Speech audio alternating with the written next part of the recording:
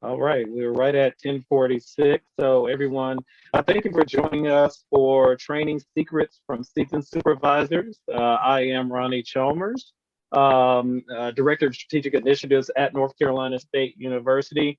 And one thing we're going to do, we're going to ask all of you to drop some of the challenges you have as supervisors or, as future supervisors into our chat. But, just so we are on the same page, I'll talk about some of the challenges I have. And so let me back up a little bit. I've had experience supervising students and staff. Um, Currently, I supervise two assistant directors in our office and an admissions counselor. I also supervise associate director of events for our office, and that person supervises an admissions counselor and an assistant director who is regional. And then also, I have dotted line reporting for two positions that are in partnership with other colleges on our campus. And so, trying to navigate some of that, especially with the dotted line reporting, can be very challenging. Making sure that everybody's included and our partners on campus feel like everybody's getting an equal share of the work of staff members. So I'll pass it on to Nicole. Thank you, Ronnie. Good morning, everybody. I'm Nicole Focareto, Vice President for Enrollment at Washington and Jefferson College. And I appreciate you taking the time to attend our virtual presentation. We, of course, would have rather to have been in person, but it's still great to be able to share this time with you today. Just to give you some background about me, I have over 15 years of supervisory experience in the enrollment world, and I joined the W&J team in October 2018. At that point, my organization was flattened, where I had nearly 25 people directly reporting to me. And that lasted for about a year. And now in my role, I have about 8 people reporting to me. So I'm responsible for, of course, admissions, financial aid, visitor services, operations, and enrollment marketing. And I have direct reports with dean titles, director titles, associate director titles, et cetera. So they run the gamut of experience. And I'm happy to share with you that one of my main challenges as a result of it is time. Megan? Good morning, everyone. I'm Megan Rolf. I work for Winthrop University. I have been at Winthrop in South Carolina for about 14 years, and I serve in a more middle management role. I've been supervising folks for probably the last 7 years of my career, started with student workers and kind of had more responsibilities as I was promoted. But now I supervise our recruitment team, which is made up of about 10 to 12 admissions counselors and recruiters. And I would say that my greatest challenge is managing different experience levels on my team and also managing different personalities. So as Ronnie said, make sure to drop your greatest challenges in the chat so we hopefully have time to address those as we move forward. And Megan, someone messaged that the chat is disabled, so we won't be able to do that. However, we'll still be able to try to address some of the things that are common that we believe in our field. Thanks, Ronnie. I think the reason why we wanted to host this presentation is because we really recognize in all of our roles how important training is. But I think it's also important to note that we feel that training can be a real challenge. Our employees, our staff, they want and they need training so that they can be successful. There's been studies that have even shown that employees value being developed and being trained even more sometimes than being promoted and receiving raises. But overall, it really helps to kind of determine the culture and help establish a culture of growth in your office.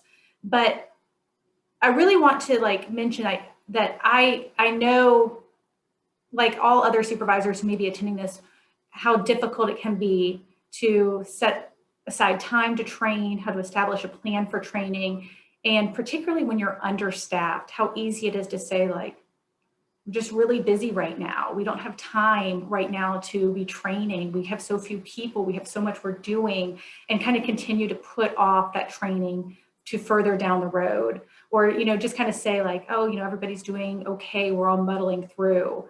But, it's very important to also note that, okay is not what we want. We don't want to be okay leaders. We don't want to have an okay staff. We want a high caliber team. And in order for them to perform to the best of their ability, we have to provide the resources and the tools that they need in order to be successful and productive and efficient. And ultimately, that time that you invest will improve the morale in your office, and retain the folks that you've already made an investment in.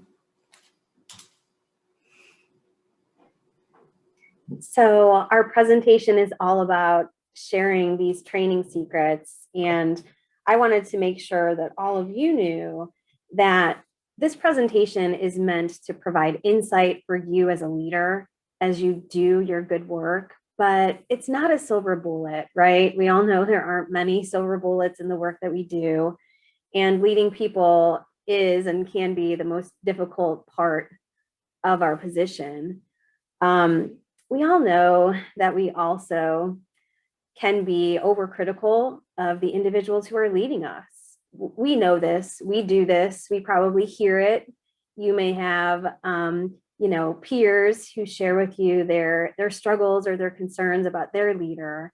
And so ultimately, our charge today is to help everyone get ahead of that overcriticism, right? Self-awareness is really important, and speaking openly about the work that we do to train individuals and really take interest in their future is important. And ultimately, it does bring us joy and happiness. And that's what we're seeking. We want to make sure that our workplaces are great places to be. And as a leader who supervises individuals, to lead them, to do work together, that's our responsibility. So hopefully today you'll have some takeaways that you can implement in your own enrollment shops.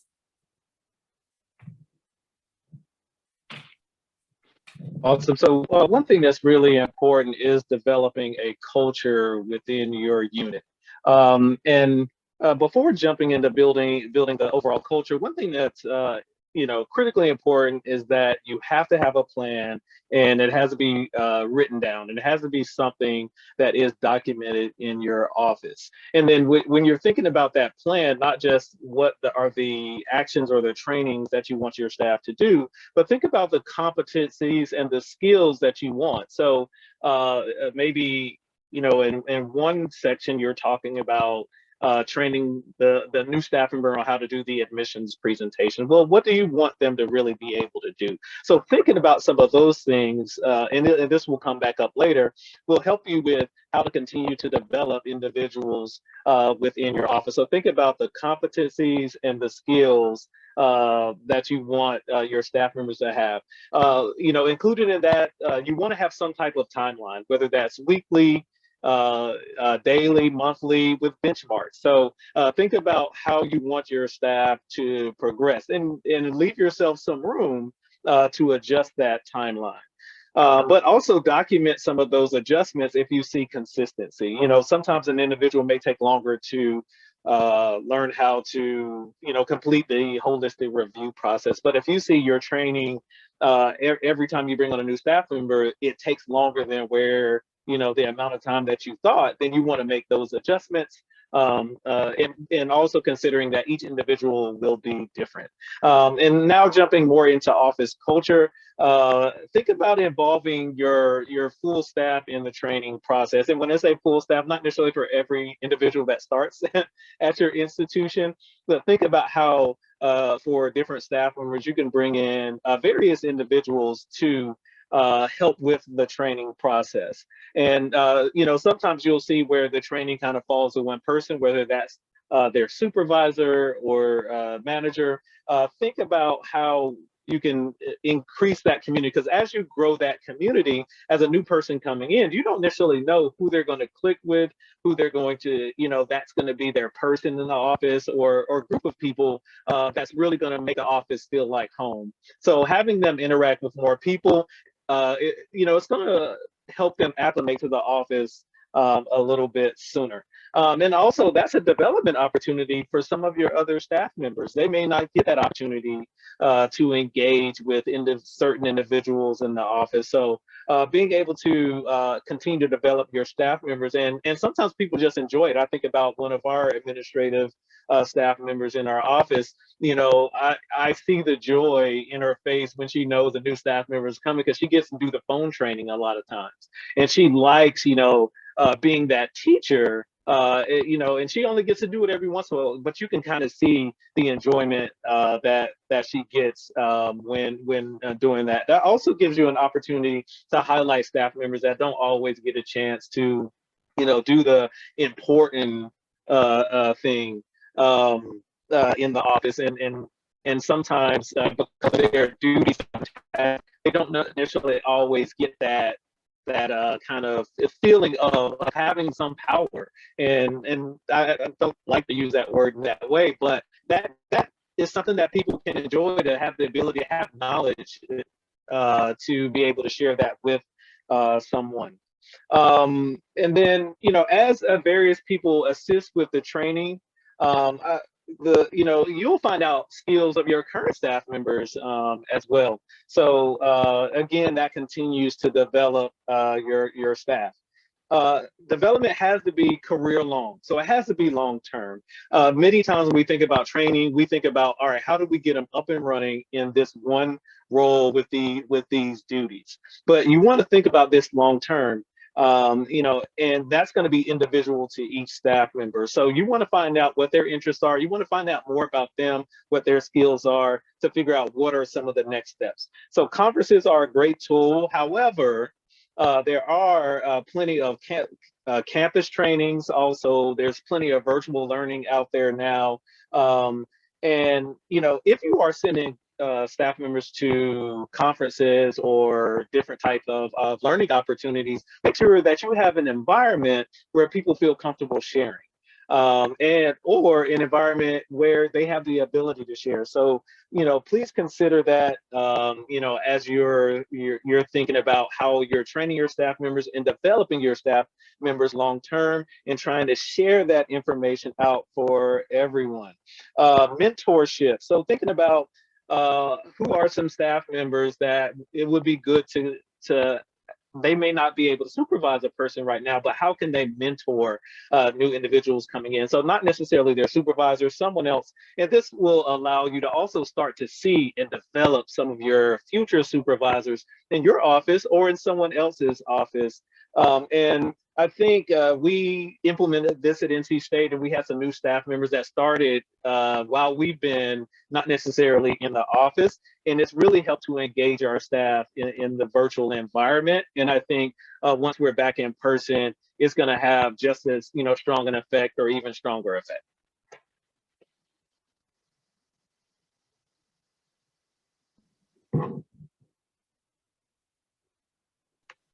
You can go to the next slide. There you go.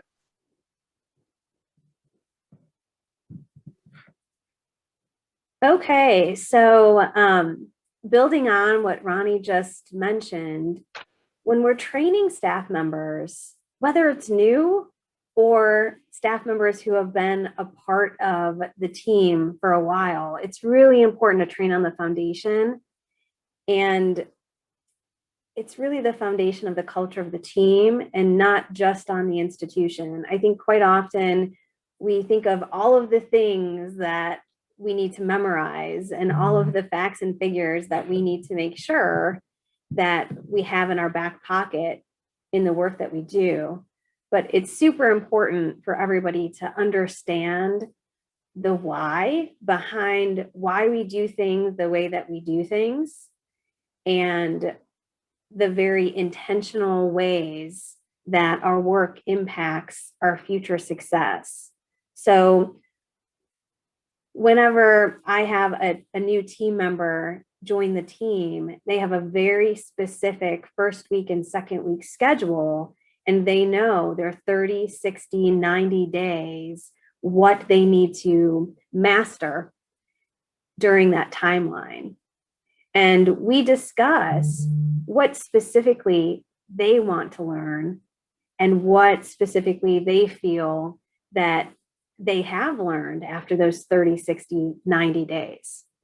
It's also important for staff to circle back with you and for them to have end of day reports regarding that training, so that you can see that they're grasping the culture, that they're becoming a part of the culture and contributing to the culture in a positive way.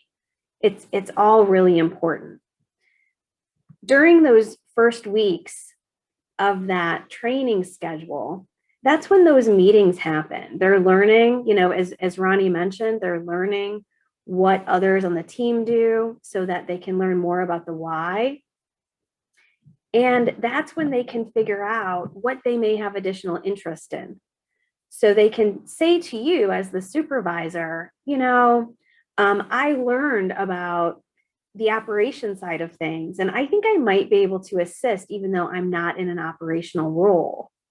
So when it comes to cross training, you know that you can count on them.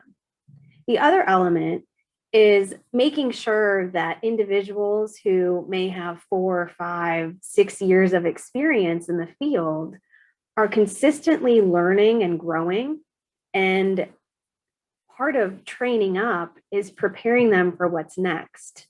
So in my case, I've actually invited some of my associate directors into meetings that they may not have usually been invited into. For example, associate directors of admission are now learning about financial aid leveraging, and they're in our bi-weekly snapshot calls to learn about that component of the work that we do in enrollment.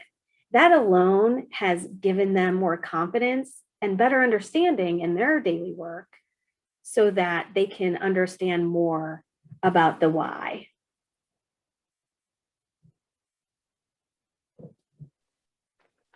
And I'll add in, I think sometimes we just kind of, an institution may have a mission. Let's say we're access-oriented institution, and you maybe have higher acceptance rates, and understanding, getting the new staff members to understand, what is our role in the higher education landscape, and how do we engage with students, and then also why.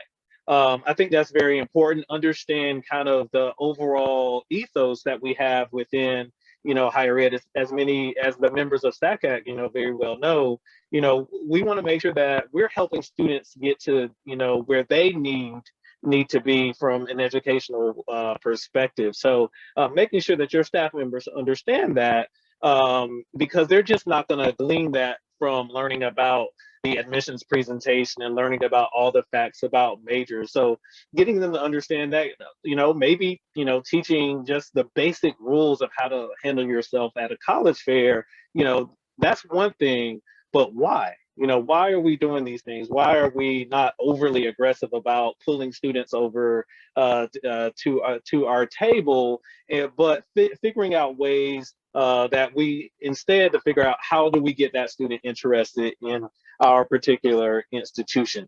And then thinking about diversity, equity, and inclusion, oftentimes it seems like an additional training that comes later on.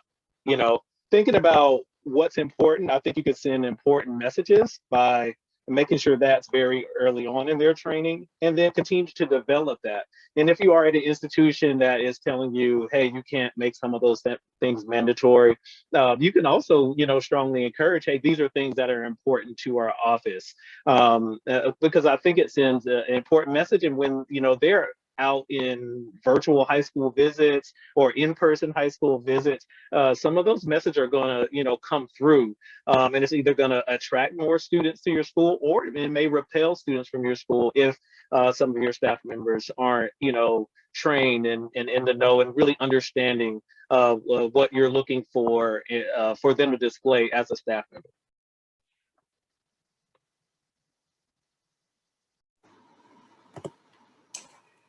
Yeah, I think it's really important to know, training has to be mapped out. You have to have a plan. And it has to continually evolve. I think, what Nicole and Ronnie said, makes a lot of sense. You have to continually assess what you're doing, but it also has to be ongoing. The first thing you have to do is make sure everybody's on board.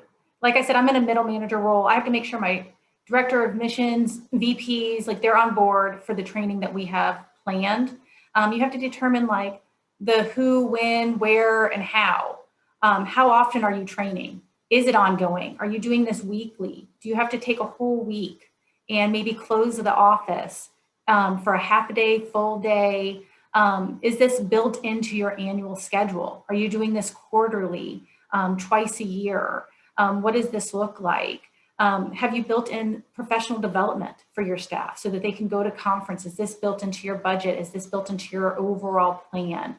And I think that that's really important. If you put together an annual plan for yourself, to make sure that this is all included. Who needs to be a part of these trainings? Is it full staff trainings? Is it just, the recruitment team? Is it just the operations team? Like who all is involved? Are you assessing what you're doing? Training does have to be tailored. You have to see how everything's going. People do learn at different paces, and it's important to see where you are. I mentioned at the beginning that my biggest challenge is managing different experience levels, and that can get really difficult when I've had folks for a long time, kind of remembering where everyone is. If I have some people who've been there for 1.5 years and other people who've been there for 5 years. And so one thing that I've done, and it might sound kind of weird, but I've done in weekly meetings, quizzes from time to time. And I give candy as prizes as people get things right. So it's not, used to make anybody feel, bad or, it's not like a test from high school or anything like that. It's a tool for me to see, okay, we need to do a full office refresher. This is something everybody seems to be a little wishy-washy on, or, everybody's really got a handle on, this area of our office or, this information. But it can be very, very helpful for me to assess what we need to do and what we need more training on.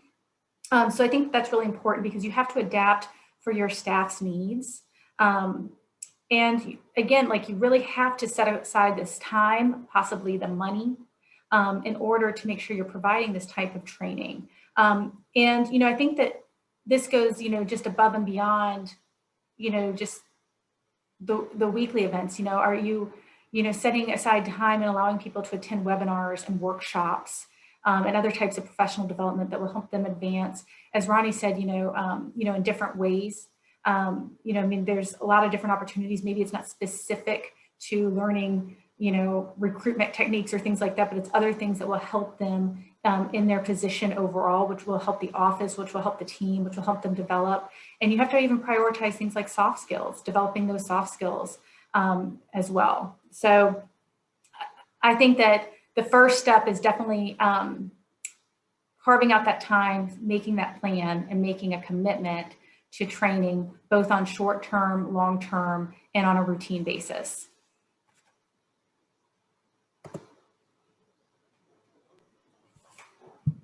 So this is really where the fun begins, because it's up to us to manage the time of all of our staff members and to make sure that we help them prepare to be successful in their role, however long they decide to be in their roles. So ultimately, we need to, as leaders, as supervisors, we need to meet people where they are first and understand where they are first in order to help them get where they want to go. That alone is a very important component of what we do in these positions. Understanding where they want to go, and training is a part of that. So we need to find out what motivates them, what really excites them, what they enjoy about the work, what they anticipate that they're going to enjoy, what they're not really thrilled about having to do. We all have those tasks, but we still have to do them. And ultimately, their long-term goals, so that we have an understanding to really prepare a strong professional development plan for each individual on the team. That's what helps them understand that we care about them, that we're going to have that care and concern for their futures and nurture that. It's really, really important for us as leaders to make sure that our staff members all feel that we are invested in them just as much as they invest their time in the work that we do together. So part of the way to do that is, of course, to set goals, right? I know at W&J, we always set our SMART goals that turn into smarter goals at the beginning of every year. And we do that as a team. So it's not just me, as VP saying to everybody, here are your goals, go out and achieve goals. We have a discussion, we have a planning meeting, we're revisiting these goals. We're talking about if they are realistic, how we're going to measure them. And then, of course, we revisit it every month so that we're tracking these team goals. But from the team goals, there are themes, right? There are themes regarding each goal. So one may be a quantifiable, because we're all about the numbers, right? That's part of the work that, we have to do in enrollment to really focus on numbers. So there has to be a quantifiable goal. And then, of course, there can be a collaborative goal, a goal surrounding culture, a goal surrounding professional development. And those are team goals. But you take those themes and you help each individual staff member set goals based on those themes to keep the theme of the team consistent as you're developing individual goals, so that the individual goals, of course, are smarter, so that you're evaluating and reviewing as well. Megan's going to talk a little bit about that evaluation and review. Yeah, I think what Nicole says is really crucial. I mean, it's very important that you have a planning document, whether it's formal or informal, so that your folks know how they're going to be measured and really where they need to focus for the year. And that way you can also help them as you're moving through the year to provide additional training that plays to their strengths. Everybody has different strengths. They're good at different things, so, it's helpful when you can really tailor that so that they're getting the development that they need. But you have to meet frequently. And a lot of times that requires individual meetings, and that's going to take time. But you need to meet frequently, not only to assess what Nicole had mentioned, finding out what motivates your folks, where they want to be, and if you can kind of marry their goals with your goals. But also, I have to meet regularly to make sure that, my folks are feeling challenged, or are they feeling overwhelmed? Do they have too much that they're trying to take on?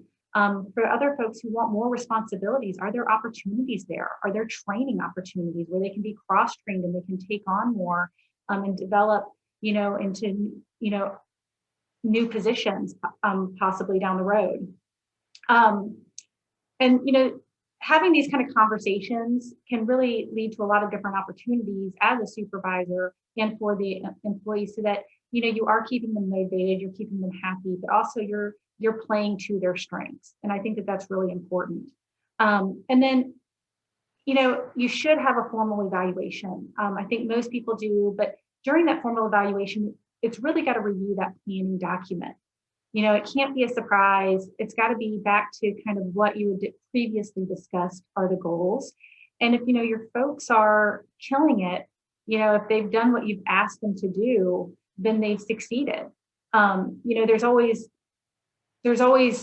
examples, where maybe, we talked about this a little bit, maybe I have an admissions counselor who's just, killing it in enrollment. They're just killing it on their goals, but, some of their soft skills are lacking in other areas. And that can be a training opportunity to help them develop professionally so that they can be stronger leaders as they advance in their career. When it comes back to their job, though, and their performance, though, if that's what their planning document was based on, then again, that's what you have to measure them on. And they need to know where they were and where they ended up, and feel good about that. And you have to, as a leader, praise them for the goals that you had set up originally. But I do think it is important that you recognize those accomplishments. And I think we all want to recognize people, through monetary incentives, through raises, through promotions. I think that that's ideal when everyone is doing good work. Sometimes, though, there are budget concerns and you don't have the ability to maybe do those things. So there's always other ways that you can acknowledge whether your team has met goals, through office parties. I know we're having an ice cream party this afternoon for a goal that was met by our office last week. So whether it's just kind of a celebrating, a job well done, or maybe giving folks time off, well-deserved time off because they worked really hard and they did a good job. Maybe you have contests and give prizes. There's different ways that motivate people. Ronnie, what are some things that you do for at your institution? Well, and I'll just add in one thing that's important, that as a leader, you're not always going to see some of the good work that staff are doing. So one thing that I think to help with some of that, especially being in a virtual environment, one of our staff members created something called Snaps for Staff. Courtney Soul in our office came up with that, and it's really been cool to see people acknowledging each other, and it's anonymous. Staff members go in, they type in what somebody did, and write a nice note for them, and it gets announced in our staff meeting. And sometimes, especially as the leader, not necessarily knowing everything that everyone is doing, it's provided that opportunity to kind of broaden that lens. And then, after it's announced in staff, you get a nice email, and it almost like a little card. And it says exactly what the person is acknowledging you for, and that's been really awesome. And these things were kind of fun, but and I'm sure many of you probably did this, but before staff meeting, to try to just break down some of the barriers and get people talking and engaging those folks. We actually started doing things like having people pick different Zoom backgrounds based on their favorite movie or favorite cartoon growing up. And that helped to get people talking and kind of engaging, not necessarily specific to training, but I think the engagement and culture in the office, I think that those things like that are small, but they can matter.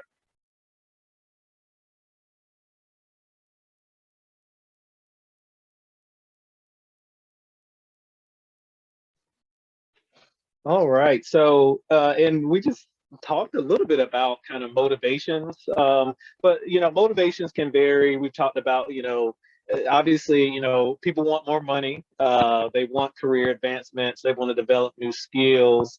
Some people like, the office because a lot of their friends are in the office now.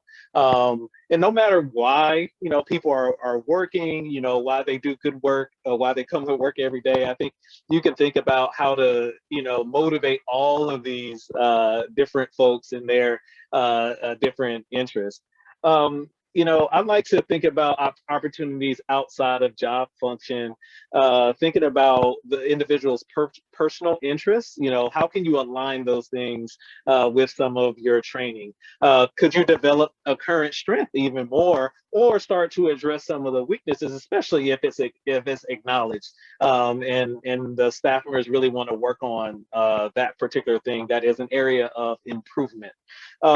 Encourage curiosity in the office. I like to share articles all the time, and I have one thing I want to do better on is making sure to kind of provide more of a synopsis and not expecting everyone to want to read, 10-page articles every day, about individual topics in higher ed. but also think about your staff's individual future goals when you're thinking about training and approaching. I like to approach supervision from a mindset of I'm trying to get you ready for your next position in our office, or for you to step up to a position in another office. So thinking about how we can develop you as a person based on your interests. Networking is hugely important. Networking doesn't always have to be at a conference. You can think about networking across campus. Also think about networking with others at another institution outside of, an event where you're in person. Thinking about whoever is doing that role at a competitor institution, or the institution that's closest to you down the street, and starting to develop some of those networks can be very helpful. So it's not all on you to continue to always train and develop the person. Obviously, that's part of your job. But if they can get some additional assistance by being able to ask questions of someone at another institution or across campus, we think that could be helpful as well. Hiring committees are always something that I think that more people should serve on. Is your hiring committee just leadership, or is it the same 3 people on every hiring committee? So think about that, and how can you start to diversify that hiring committee to include some of your newer staff members? And I like to curate, hiring committees, thinking about, okay, different experiences, different backgrounds, all of those things, so we can continue to create a diverse team within the admissions office. And let's see. When thinking about training also, we've mentioned this a few times, it really, over time, it has become very individual. Obviously, you're going to have some things that you want the entire office to participate in, but you want to think about the individual when thinking about training long term.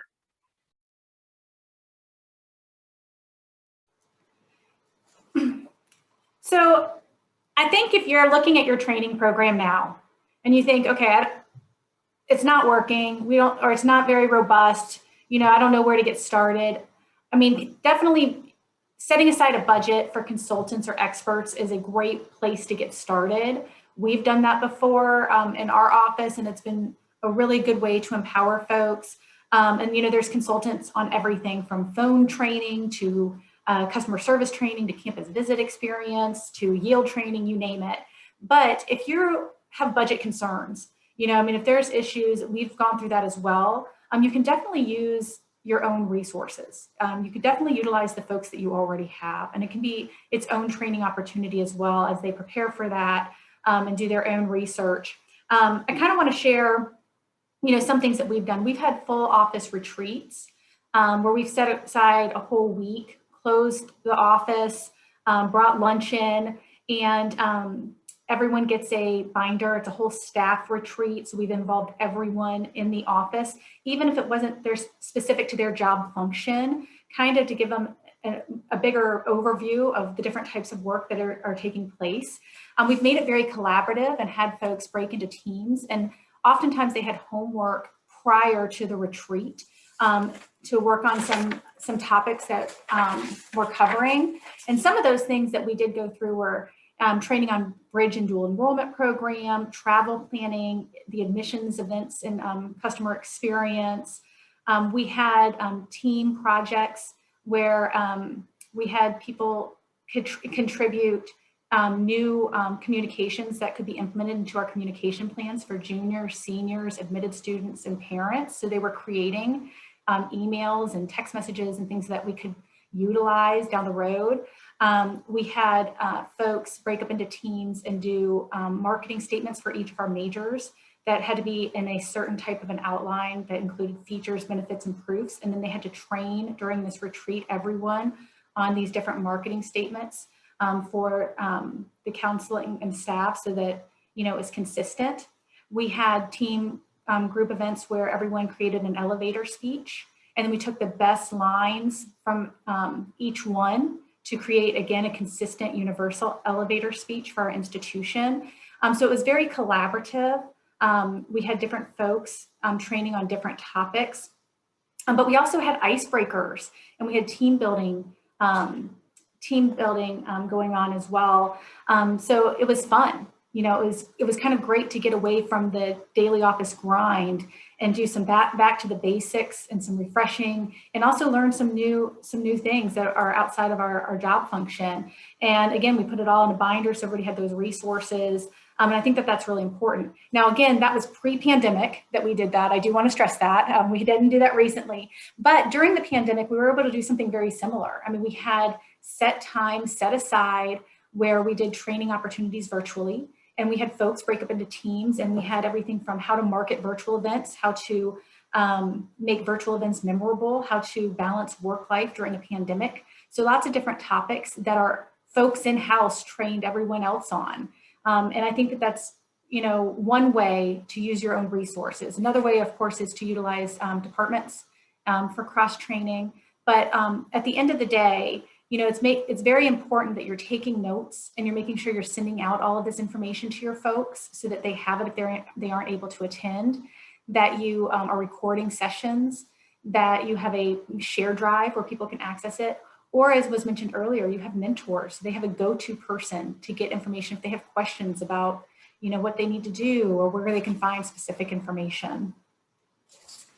4 minutes left.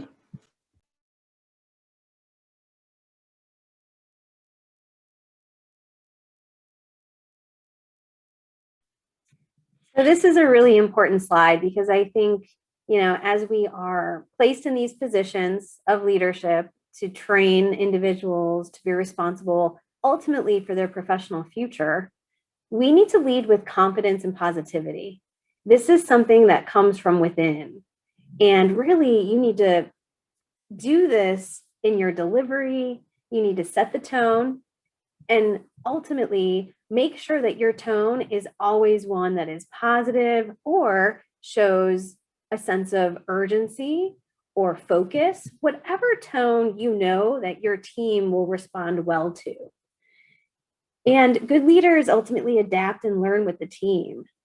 During this pandemic, I myself had to learn a lot about technology and accessing different technological systems in order to get the work done in a remote fashion.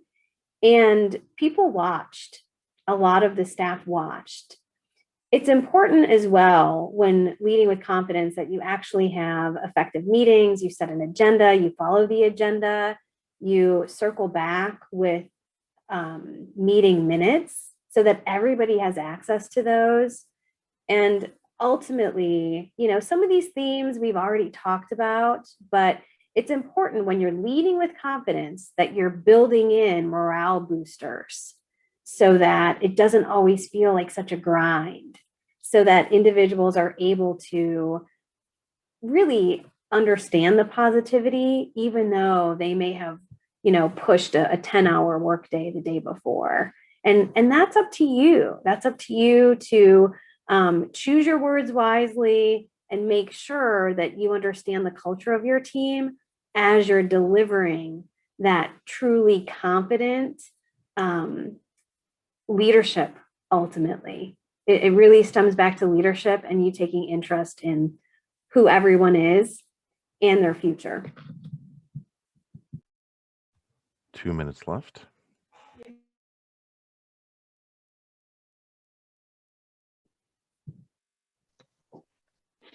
And I know we're right at time, but if you have any quick questions, if you can drop them in the Q&A. And one thing that we wanted to make sure to, that you understood is that you need to give yourself grace.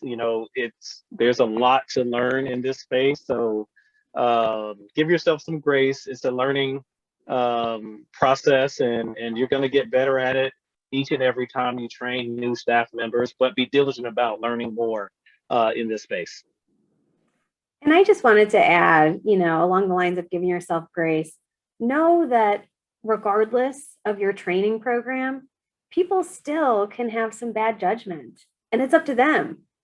So it's not always about you. You will have some staff members who make some bad decisions and you circle back and say, oh, where did I go wrong? but ultimately we all have choices. So just making sure that communicating that to staff members is important too. I mean, we've all had bad hires, it happens, but it's really up to individuals in their role as well to take interest in their own professional development and communicate that to you as a leader.